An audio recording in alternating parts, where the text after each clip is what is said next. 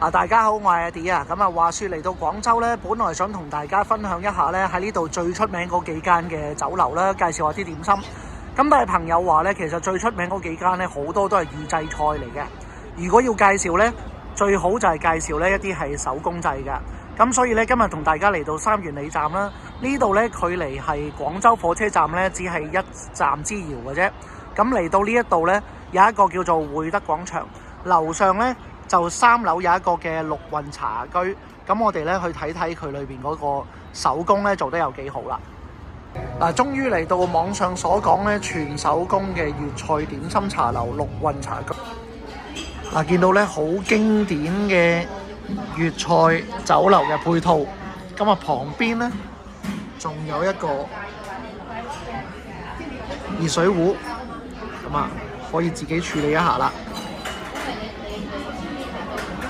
但呢個陳年普洱咧獨立包裝係唔係特別好咧？其實我就唔係好知，但係儀式感咧就滿滿啦。面前啱嚟咗咧係傳統嘅蝦餃，咁啊一定要試一試先啊！呢一個蝦餃咧食落去嘅時候個皮好煙韌嘅，咁我咬開嘅時候咧明顯咧見到佢係唔止一粒蝦，有2至3粒蝦嘅。咁比起我哋一啖一口嘅咧就大一啲。食落咧蝦嗰個感覺咧更加滿足。另外呢個紅米腸咧，除咗色水靚到十足之外咧，份量咧亦都十足。咁啊，仲有個咧花生醬啦，同埋咧甜辣醬跟俾我哋添㗎。剛剛試咗呢個紅米腸咧，我覺得咧佢特登咧做到個皮咧係冇呢個嘅上一次咧另外一間酒樓做得咁脆，我覺得佢特登㗎，因為咧配埋佢哋而家呢個芝麻醬咧，食落去咧有少少似腸粉嘅感覺。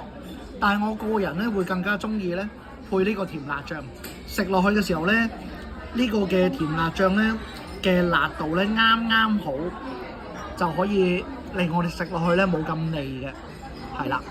似乎咧配花生醬嘅話咧，就有少少咁多膩嘅感覺。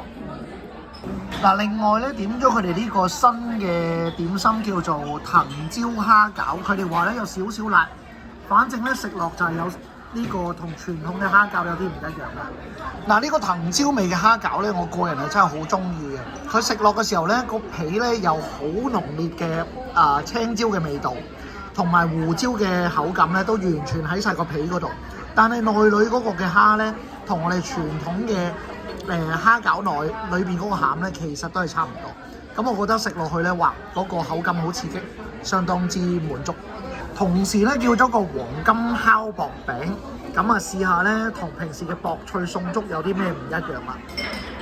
啱啱呢個嘅黃金烤肉脆薄餅咧，食落去第一口咧，我覺得感覺有少少似鹹牛肉嘅，但係食到去最尾咧，甜甜地有啲似叉燒嘅感覺。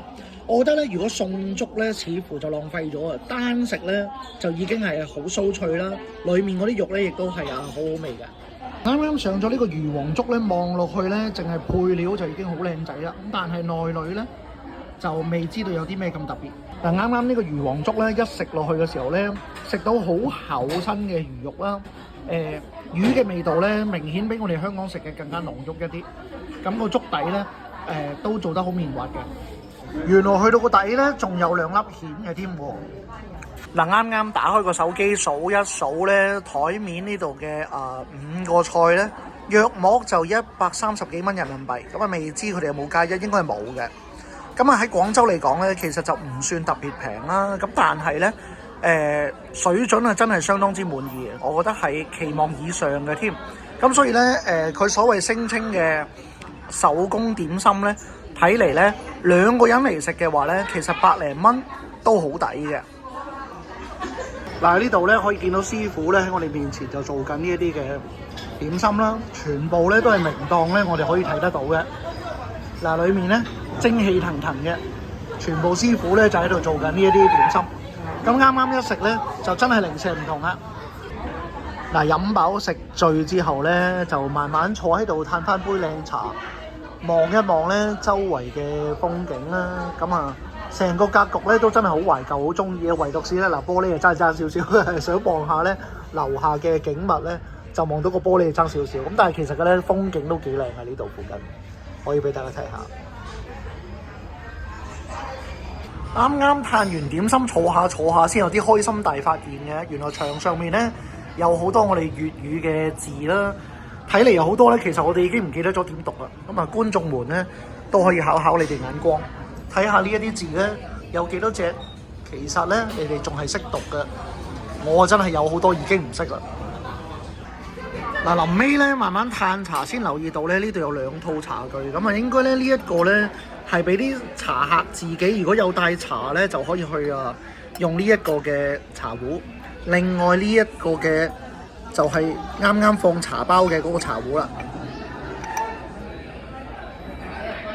嗱，最後埋單136蚊，咁啊買咗呢個美團嘅優惠券咧，最後都係131蚊。我覺得兩個人嚟食咧都係抵到爛嘅。咁啊，中意今日電影片嘅朋友咧，可以俾個 like 同 subscribe，我係阿 D，咁啊，下次再見啦，拜拜。